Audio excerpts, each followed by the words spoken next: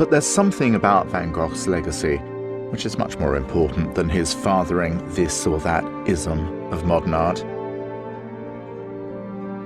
Vincent's passionate belief was that people wouldn't just see his pictures, but feel the rush of life in them.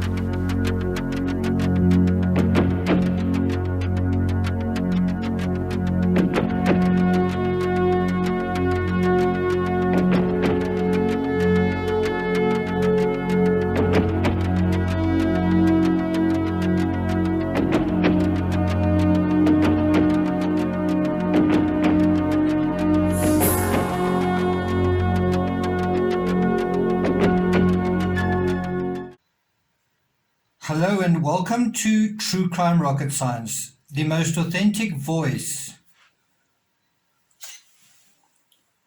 and face of true crime.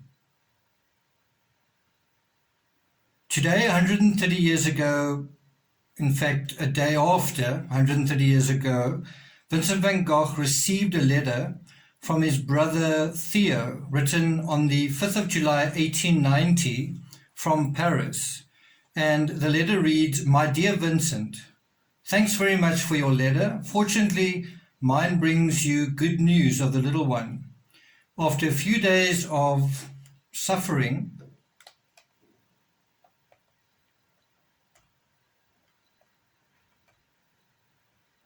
he has started to be jolly again and no longer to cry so much. It's thanks to the good ass's milk we're currently giving him. The animals come to the door, and in the morning he receives warm milk, always from the same animal. Afterwards, there's still enough for 2 doses, which he receives alternately with his mother's milk, which is now coming in abundance. He looks extremely well at the moment. He must take the ass's milk for at least a fortnight, and so we can't go to Pissarro's on the 14th of July. So I've taken that day to go see Claude Monet with Valadon, who will certainly get on my nerves on that day, but I'm content to go and see the new works by Monet. So I'm going to stop there for a moment and just talk a little bit about this, the first sort of couple of paragraphs of this letter.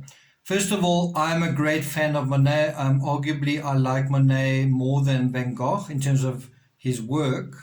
As far as the artist's personality, I can't really say, but I should let you know that this letter, after this letter, there are only 5 more letters, and of those 5 letters, 3 are from Van Gogh, so there are only 3 letters left for us to go through, and then I think that 2 letters, of the 5 letters, 2 are from Theo. So there's very little left for us to kind of go through. In this letter, Theo kind of says things are going well, that they did suffer for a while, and the child is now jolly again and not crying, and basically its good health is due to apparently drinking milk, nourishing milk that is, I guess, good quality, something like that. And also the fact that his mother is apparently healthy enough that she's providing milk as well. Theo says it's coming in abundance. Something I must tell you, an experience I had the day before yesterday, so on Saturday, I went to a friend's farm. They've got sheep and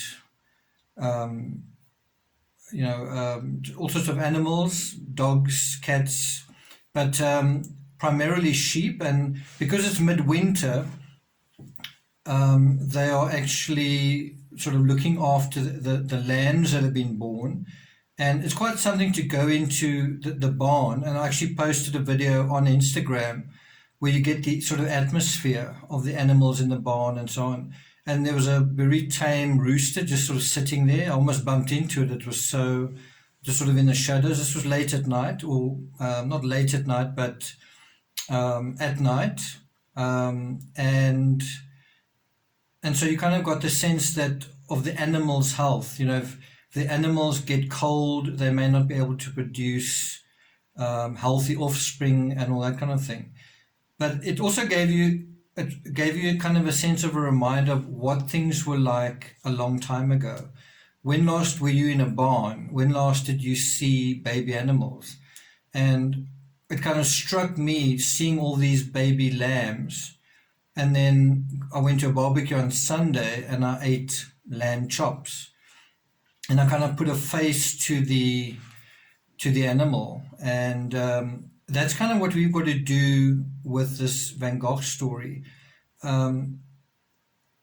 It may seem quite simple, it may seem quite straightforward, but there are many dimensions to it that are quite charming, and one of them is the time aspect, and that's something I've tried to emphasize with the hashtag 130 years ago today Van Gogh. On and off, intermittently, over the last couple of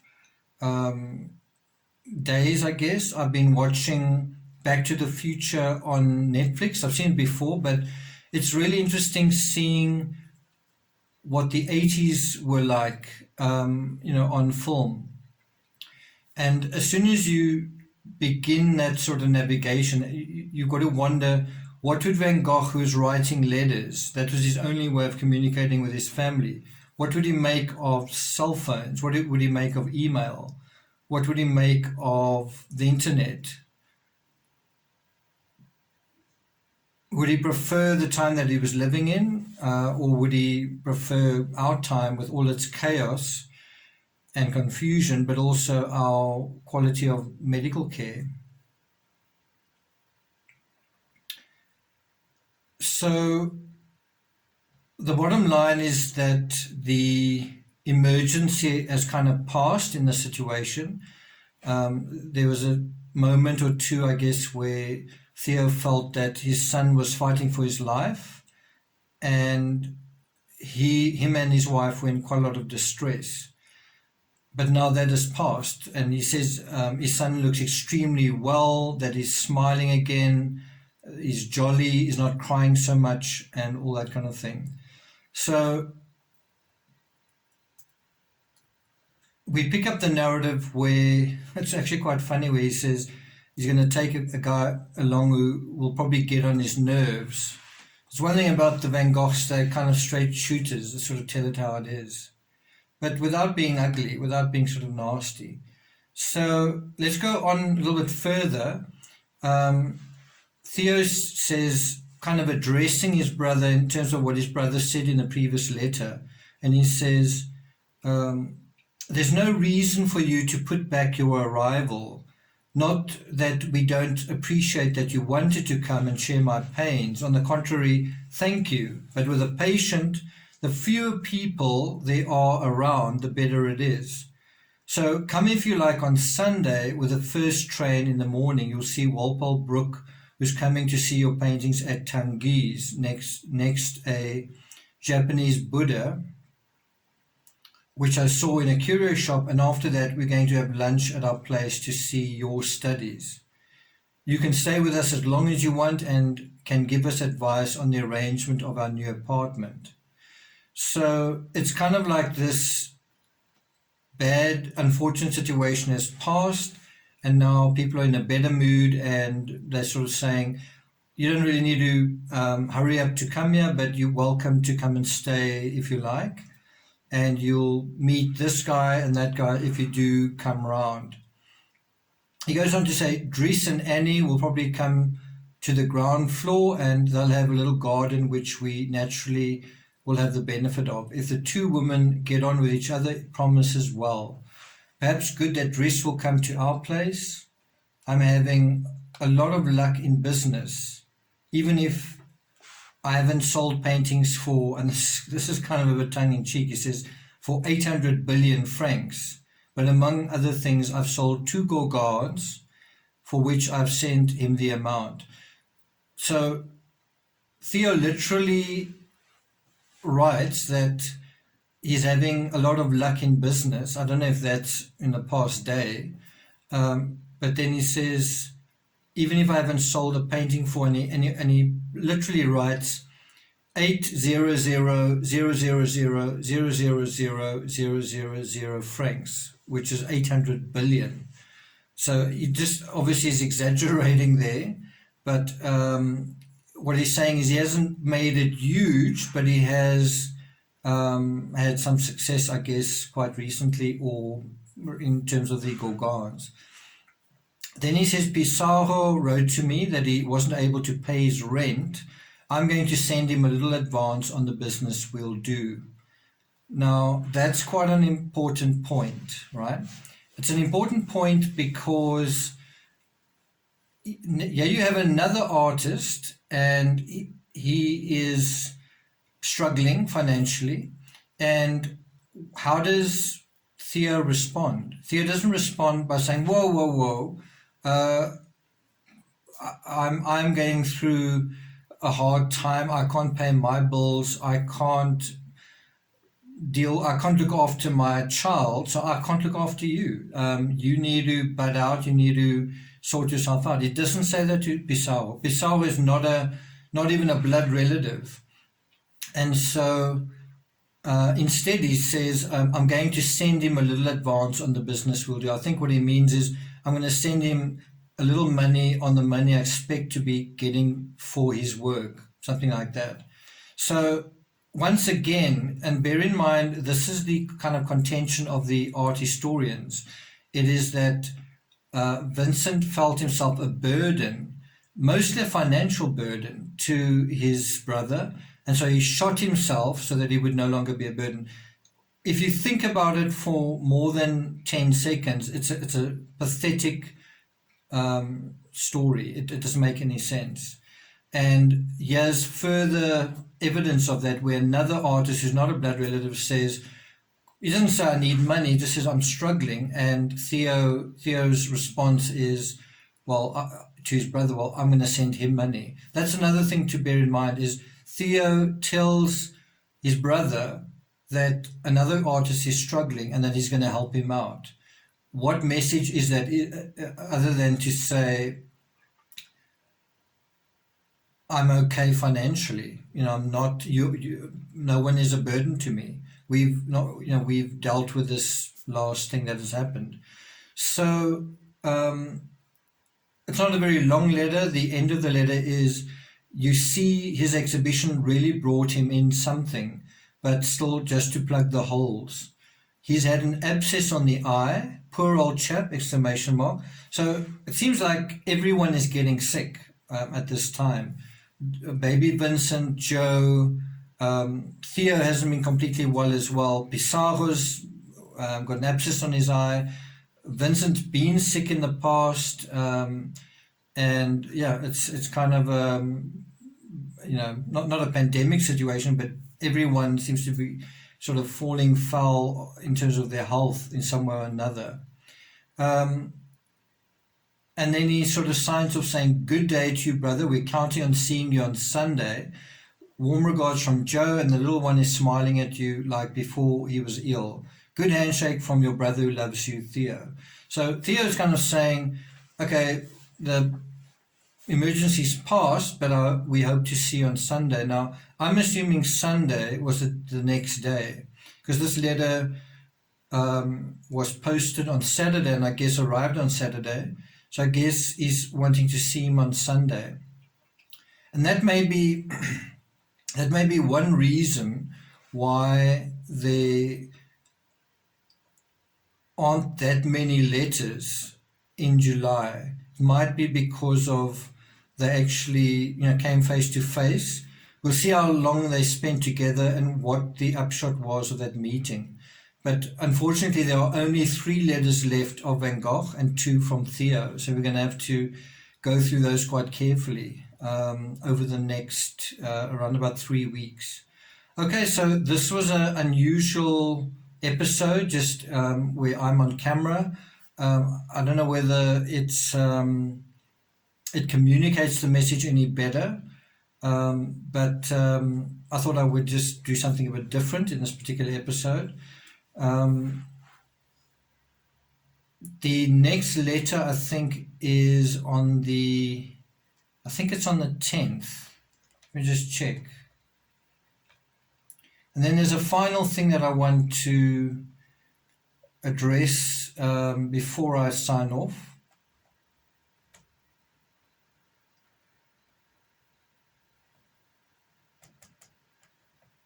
While I'm doing this, I should just let you know, I'm using my laptop in the YouTube studio. I haven't used the laptop for so long.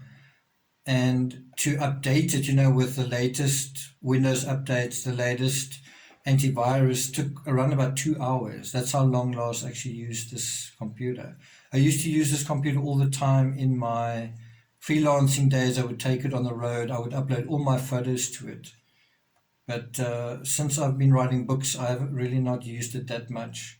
Yeah, so the next letter will be from Vincent to Theo and Joe van Gogh from Alves on or about Thursday, the 10th of July. So I'll see you guys again for that particular letter. And then there are just 4 letters after that. So the last thing that I want to talk to you about is a very interesting comment left by Mr. Picter 3 days ago. And I actually think we need to interview Mr. Picter maybe sometime over the next 2 weeks. I also want to show you some of my photos, and this is actually from Airbnb. This was the house that I stayed in Alves, who was the second house. I stayed in 2 places, but this was the second one.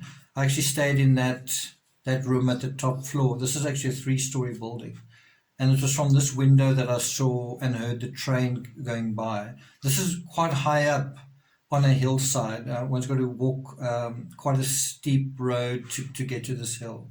So I'll tell you a little bit more about that. I'll also tell you a little bit about this, my visit to Dr. Gachet's home. I'll talk to you a little bit about that. And just share with you some of the things that are in this sort of brochure. And then probably towards maybe the first week of August or so, I'll talk to you about going to the Van Gogh Museum, what that was like. And that's in Amsterdam. And one other thing that I think I need to do probably in the next week or 2 is show you some of the photos I took when I was in Alves and sort of walk you through them. So the comment from Mr. Picter that I want to emphasize, and I want you now, I hope that you've started to sort of dismiss this idea of Van Gogh committing suicide, that this money situation isn't really as serious as the art historians are claiming it to be. So instead, what I want you to consider is this another possibility which Mr. Picter raises here. Now, I've mentioned that Vincent may have had eyes for Marguerite Gachet. There may have been something going on there. There's more to say about that, but before we even get there, I want to talk about somebody else, another young woman that was part of the household at Dr. Gachet, and that is Elisa Chevalier, the daughter of the housekeeper and chaperone. And that was sort of Marguerite's half-sister. And she's kind of erased from the literature. You sort of don't hear about her. And that's always kind of an interesting thing. When someone who should be one of the central characters or should have been there, you suddenly find out, oh, this person was there. So why have I not heard about this, right? And so what we learn from Mr. Picter is that Elisa was 22, so about 3 or 4 years older than Marguerite, and she lived in the Gachet home. And she may have been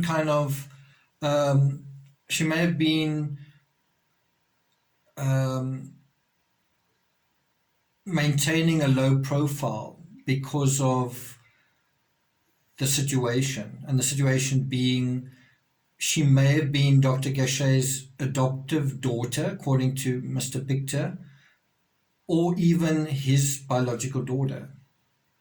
So it could be that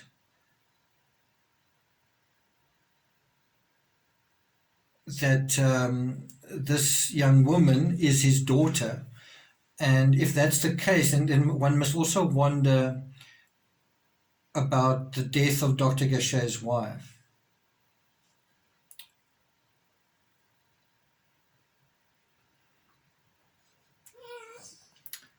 So Mr. Picter says it's speculative that about the paternity of Elisa, but it certainly is starting to take us in a kind of a particular direction. In other words, something could have happened between Marguerite or Elisa.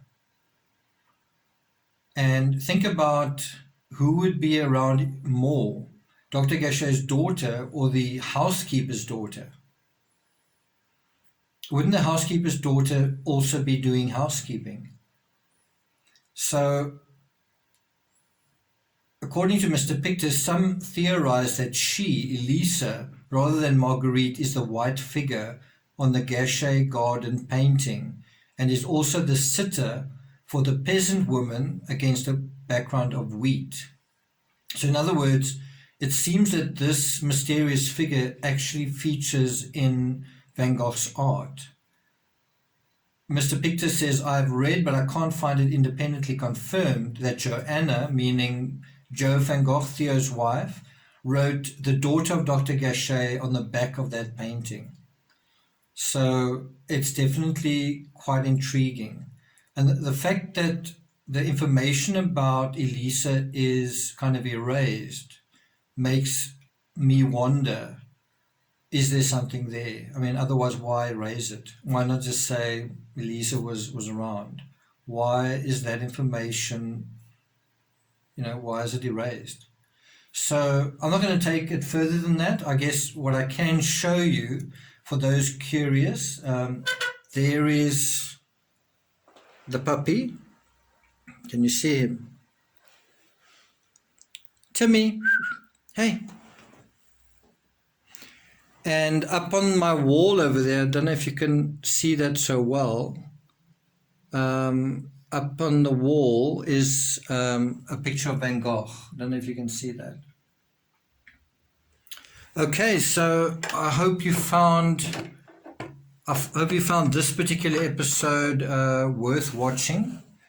I will try to get through that shortlist that I mentioned earlier in terms of going through the photos and showing you some of the places that I visited, but also taking you through the experience. I do plan on writing a book about June and July 1890, the last 2 months of Van Gogh's life, based on my visit to France and based on what we've sort of been talking about. And that would then put everything together in quite a concise narrative with links to images and all that kind of thing. So that's something I want to do. When I'm going to have time to do it, I really don't know.